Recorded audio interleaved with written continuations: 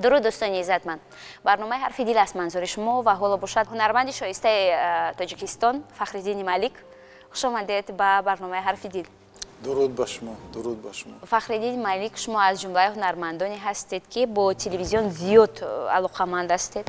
زیاد در برنامه‌ها اشتراک میکنید. در خاطرم آمد یک روز ما برنامه صبحگاهی ثبت میکردیم. برنامه ایدونه بود و شما در اومدید. همه اونجا شادی و خرسندی سر شد. یک لحظه توقف شد. کدام یک کاری تکنیکی میرفت و شما همونجا خواهش کردید بیا تو همون انجامی همون کارهای تکنیکی من یک لحظه برای صفحه اجتماعی گفتید ثبت کنید. نوار بردار راضی شدند و گفتن میلش ما شما ثبت میکنیم. همونجا درباره مادر یک چیز شما نقل میکردید. من خواهش میکردم برای تماشاگران همون لحظه رو شما نقل کنید، زیرا که تماشاگران عزیز بعد از همون لحظه من خیلی زیاد خندیده بودم. یک شوخی بداهتم بود ولی خیلی جالب بود. بله، من هم وقت رفته ایستاده است، هم باید ثبت کنیم. این ثبتی من ثبتی الهیده بود از برنامه. بعد من شروع میکردم هم با یک شعر که دو موجود زی هستی گرامی تر است. دو موجود زی هستی گرامی تر است.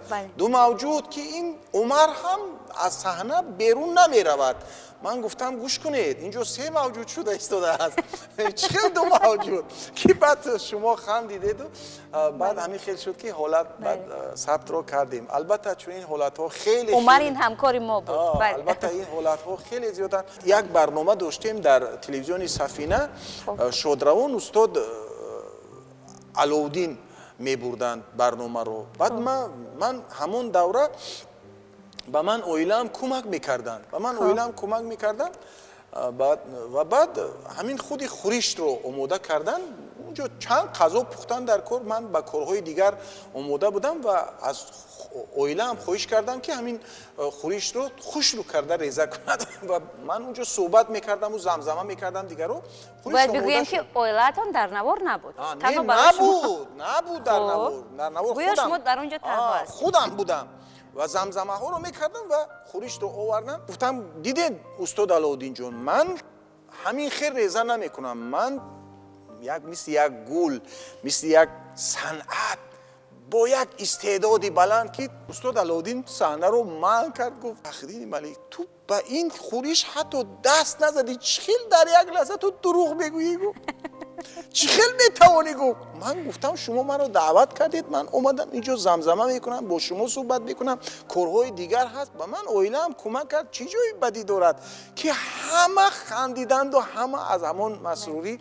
ولی کمک گرفتن من سبب به اون شد که حتی یک قاشق زیادتی نموند. همه از اون خوراک خوردن، صفت کردن که خوراک ملی، خوراک تاجیکی، خوراک خوشمزه، خوراک و گمان میکنم که زنی تاجیک، زنی ملت ما در دسترخوانداری همتا ندارد. و هیچ جای بدیش نیست که من در یک برنامه تلویزیونی اویلم رو دعوت کردم که من رو کمک کند. بعد اکای فخرالدین نقل کردن که از همسرم پرسیدن خشتبر که در حقیقت شوهرتون خوراک پخته میتونه؟ گفتن من خودش پخته ایستاده. دیدن که همسرتون دیدن که من اوموچ همین لحظه بوده است. دیدن که من اوموچ همین مولیده همون اردو رو در درونی همون دیگ یعنی اومیخته کرده ایستادم. گفت من ببینید خودش آماده کرده ایستاده است. من خودتون ببینید. گفت همین خیلی حالت ها هستن که بعضی وقت ما مثال کمک میگیریم، یعنی در بسیار موارد ما همدیگر رو پر میکنیم. مثلا یک صحبت رو من سر صحبت رو باز میکنم ولی در گیره در انجام رساندن من دشواری میکشم. به من زرینه کمک میکند. این جای بدی دارد مگر؟ این همفکری است. این همفکری است. ما همدیگر رو پر میکنیم. گمان میکنم که این یگان جای بگذار بخندن، بگذار خنده باشد، بگذار شادی باشد، بگذار خوشنودی باشد. شما خودتون احساس میکنید همین خصوصیتتون رو، خاراکترتون رو که مثلا با کجای روید اونجا هنرمندان تبسم و خنده و صدا ها زیاد میشود؟ احساس میکنید؟ خودی همین سرآغازی همین گفتگوها و رابطه ها و همین آشنایی ها اول اگر سلام باشد، درود باشد، صمیمیت رد و بدل باشد، دیگرش از همین شوخی سر می شود. اگر شوخی ها نباشند شناختن آدم مشکل می شود. بله. اگر شوخی نباشد باز کردن مثلا یک صحبت مشکل می شود. بعد مثلا شما دیدید که در شما طریق تلویزیون تماشا کردید وای چی گفت، وای چی خیلی شد، بگذار سخنی کسی دیگر باشد.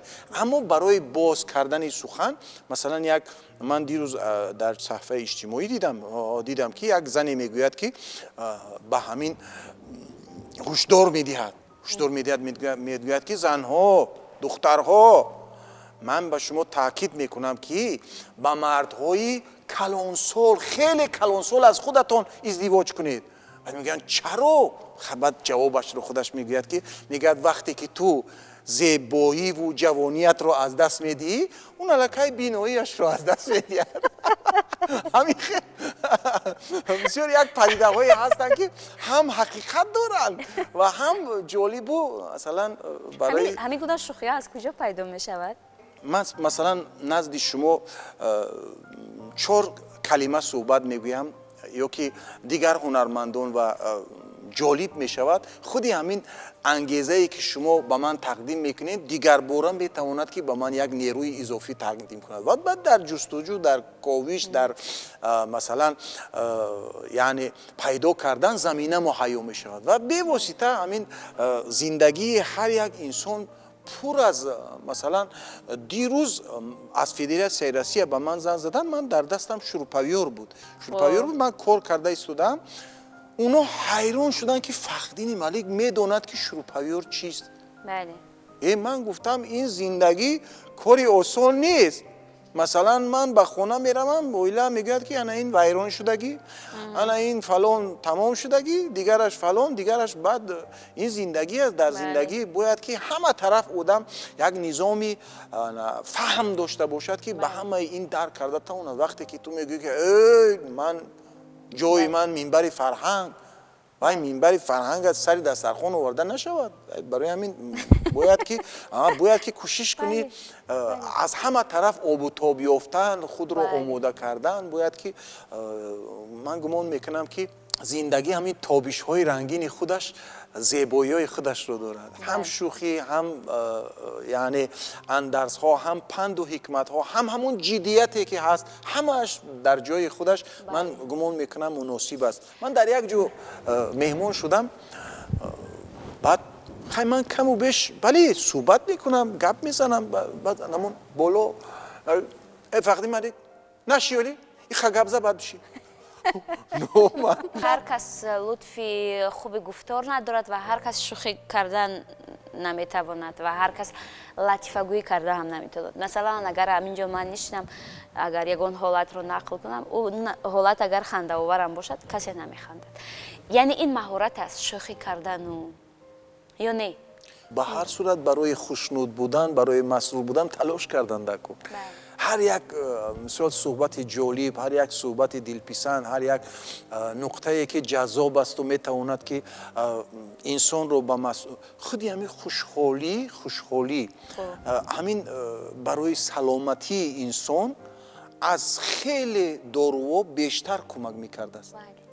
از خیلی طبابت ها بیشتر به انسان یاری میرسونده است. هم برای نیرو تامین کردن، هم برای مسرور بودن، هم برای خالی بودن، هم برای دور از دیگر مثلا سنگینی هایی هستند که به ذهن ما امروزها وارد میشوند و انامین شوخی، انامین خوشحالی، انامین خرسندی تنها میتواند اینها رو از ما بدر کند. در خانه شوخی میکنید؟ همراهی همسرتون؟ همه شوخی میکنن. همه؟ همسرم از من بیشتر شوخی میکنه. دوستان عزتمند، حالا که ما همین برنامه رو ثبت کرده ایستاده بودیم، مهمان برنامه برای ما یک حالتی رو نقل کردن که برای ما بانوان اون حالت ها خیلی خوشایند است. مثلا هنگامی که از اویله نقل کردن، این کار رو مردم خیلی کم میکنن. همسرشون رو خیلی تعریف و توصیف کردن، گفتن که طعم های خوب میپزن، گفتن که تشکر به اونها که مرا همسفر هستن، در حالت های زندگی دوستی صمیمی من هستن. من میخواهم که همین عقیده ها رو برای مردم بگوید، برای بانوان بگوید و من ба он хотир мехоҳам ин суханҳоро бигӯяд ки дигар мардон ҳам ин ҳолатҳоро такрор бикунанд. дар мавриди шӯхӣ мо суҳбат кардем, бештар бо ҳамсарҳо шӯхӣ кунед. бештар кӯшиш кунед ки агар ин тавсия бошад табассум дошта бошанд. бештар кӯшиш кунед ки эътимод ба даст биоваред. бештар ба бовариву вафои ҳамдигар сазовор бошед. бештар дӯстӣ кунед ба ҳамсар. дӯстӣ аз ҳама наздик, дӯстӣ аз ҳама қарин, дӯстӣ аз ҳама вафодор, дӯстӣ аз ҳамада кӯмак мекардагӣ бештар зан аст. масалан барои ман дӯсте ки метавонӣ ҳамаи суҳбатҳоятро гӯӣ. масалан аввалин суруди маро оилаам гӯш мекунад. ман дар гӯшҳояш наушникро мемонам, мегузорам, мегӯям гӯш кун. ман омода кардам ва боз мегӯям ки фақат таъриф кунӣ, ягон гапи зиёдӣ нагӯӣ.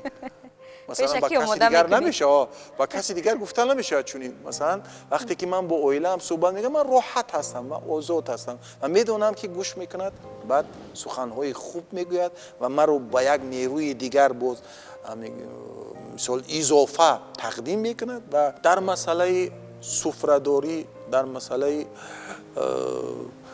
яъне дастархондориву меҳмоннавозиву мо ҳамаи миллати тоҷик ба занҳои худамон мадюн ҳастем. чунки ман дар дастархони хеле аз кишварҳо будам. ягон тоаш ба дастархони миллати тоҷик рангину, масалан дар чанд хӯроку, масалан дар сари як суфра нишастан бо чунин рангинӣ бовар кунед нест. як зан дили шавҳарро чӣ гуна метавонад биёбад? шавҳаре ки ҳунарманд аст, мавриди таваҷҷӯҳи мардум аст, аллакай унро қабул кардан, муҳаббати зиёдро аллакай мегирад аз мардум. аммо як ҳамсар чӣ гуна метавонад ба дили шавҳари ҳунарманд роҳ ёбад? аввалан ки масалан вақте ки зан ҷавон аст, таҳаммулаш бояд зиёд бошад. чунки вақте таваҷҷӯҳ ба як овозхон хеле хеле хеле бо теъдоди зиёд ҳастанд, ин таъсираш аввал ба ҳамон оила мерасад. чунки ҳар гуна овозаву ҳангомаву ҳар гуна хабарҳо масалан нохудогоҳ вориди хонадон мешаванд, вориди зеҳни зан мешаванд ва ӯро безобита мекунанд. бояд ки таҳаммул пеша кардан аввалин дараҷа бошад. сабр доштан, сабри хеле устувор доштан. ва дуюм ҳамун вафое ки дорад, ҳамун тоҷикона будани худаш. чунки ҷавони овозхон яъне фарди ҳунарманд бисёр маъракаҳоро мебинад, бисёр чорабиниҳоро мебинад, бисёр одамҳои мухталифро мебинад. ва агар бо сода будану бо оддӣ будану бо самимӣ будан масалан туро дар биёбад, туро шиносад, туро қабул кунад, тамом. яъне унҷо маскану ошиёни доимиш мешавад, то рӯзе ҳаст. ҳамаи ҳунармандҳо дили нозук доранд, дили бисёр ҳассос доранд. эҷодкор вуҷудаш худи ҳамин эҷодкор ҳамин вуҷудаш бисёр нозук мешавад.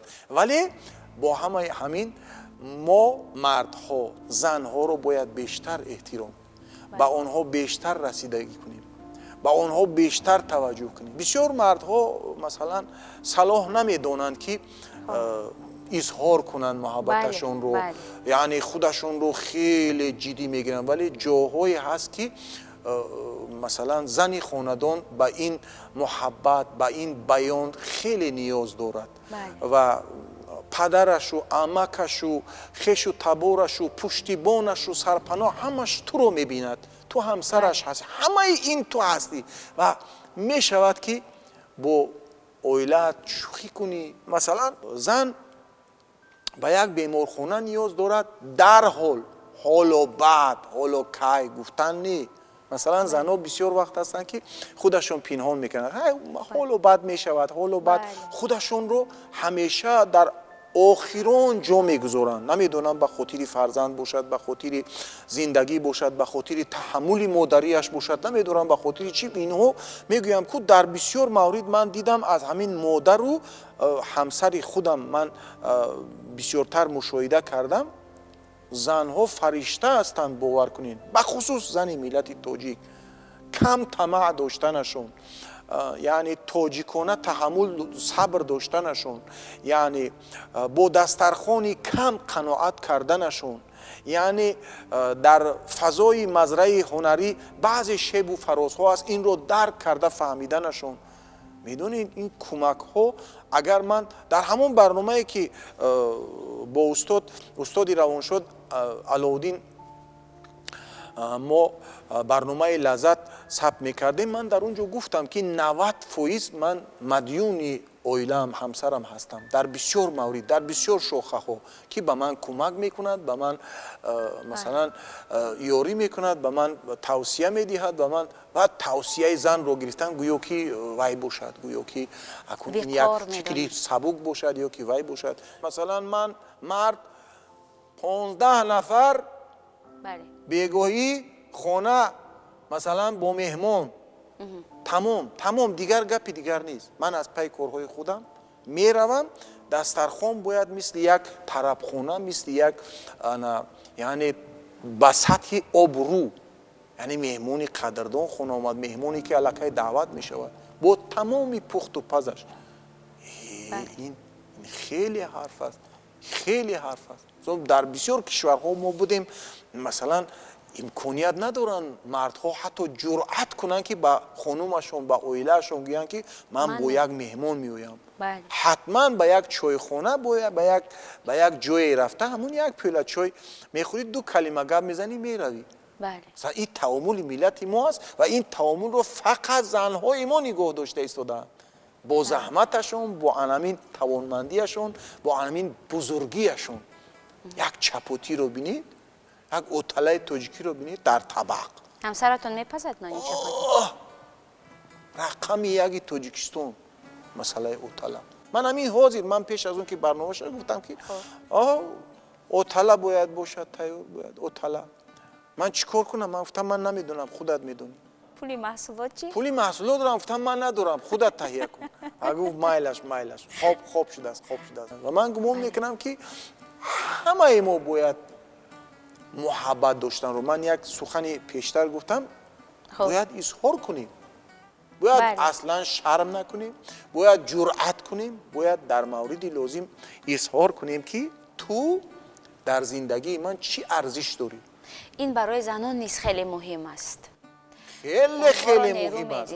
بعد حواسشون رو بیشتر میکنه. همین دنیا من گمان میکنم که مردها کمی ما از خودم سر میکنم بی‌پرواتریم.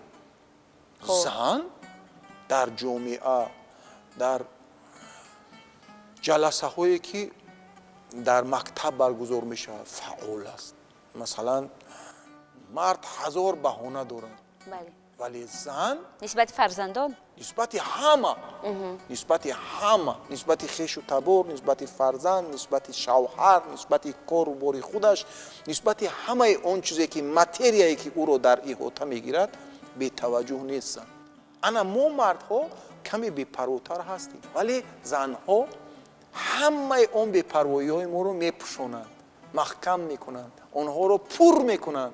اما حتما باید که این رو به عنوان یک دستگیری، به عنوان یک کمک، به عنوان یک مثلا شخصیتی که در پشت ایستاده است باید قبول کنیم، اینو باید احترام کنیم. اینو مثلا یک خویش زن رو احترام کردن، مثلا یک دوستی زن رو احترام کردن. مثلا زنی من دوست‌های دارد که با دوست‌هایش باید شیند، باید خندد. من این صحبت ها رو هم شامل میشم، هم اون دوستهایش رو بیشتر احترام میکنم که همراه دوستانشون میشینم میگویم که این زنی من چه شما رو دوست داشتم. من اون روز یک برنامه رفتم و با من رئیس امنیت کشور ایران وای یک دسته گل داد. من رفته با دوگانه زنم تقدیم کردم. گفتم در خاندان شما توی است، شما با گل بیشتر نیاز دارید و اگر زنی من گفتم راضی باشه، با چونی گفتم زنی من راضی باشه همین گل رو من به شما میدیم. یا اویله من میرود назди дӯстхонаш меравад, бо дӯстонаш самимӣ. Он чизе ки бо дӯстат мегӯӣ, бо шавҳарат гуфта наметавонӣ. Баъзан ҳолатҳо, бале. баъзе ҳолатҳо ҳастанд. барои ҳамин ин дар кор аст. бояд ки инсон дӯст дошта бошад, бояд ки инсон дӯстдори хонадон бошад, бояд инсон худаш дарк кунад ки ман муҳим ҳастам. бале.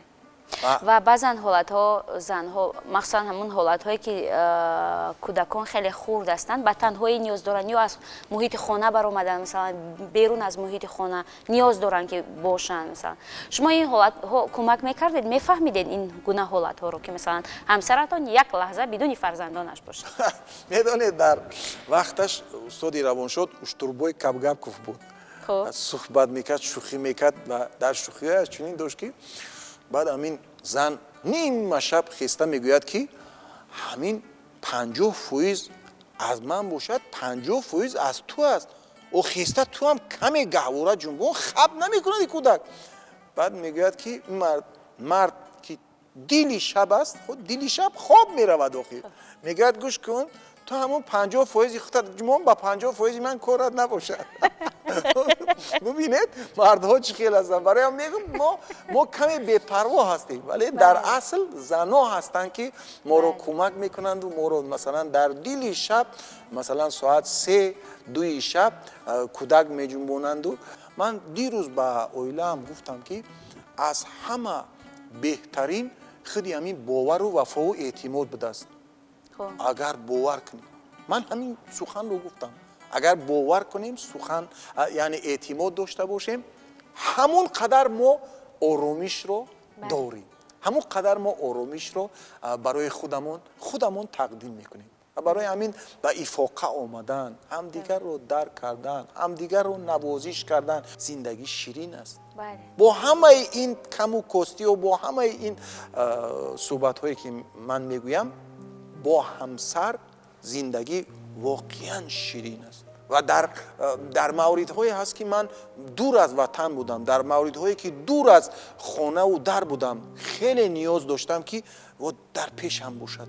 ман ба ин кӯмакҳо ниёз доштам ва омадам аз сафар гуфтам ки анамон ҷо ман камбудӣ доштам, агар ту мебудӣ хеле хуб мешуд.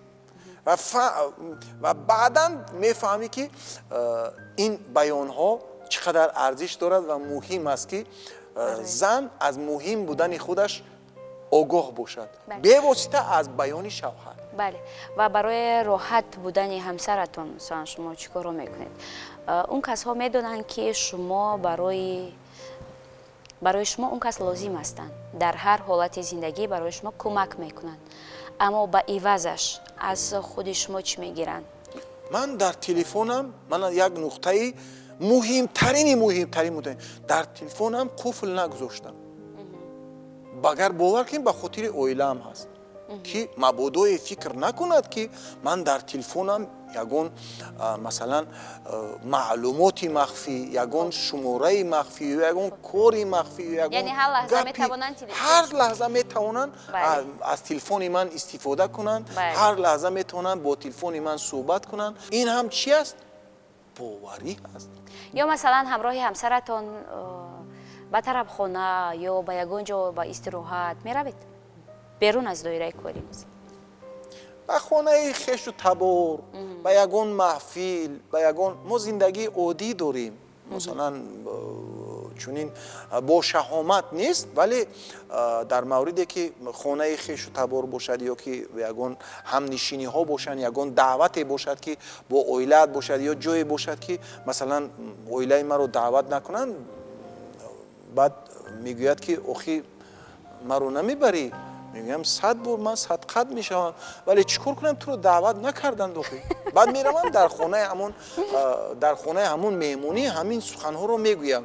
баъд мебинам ки дар дафъаи оянда аввал оилаамро даъват мекунам, баъд маро даъват мекунанд. ман ҳамин хелда ман воқеъбин ҳастам. мегӯям ман 1000 бор садқаи ту мешавам, агар туро даъват кунанд ман туро мебарам.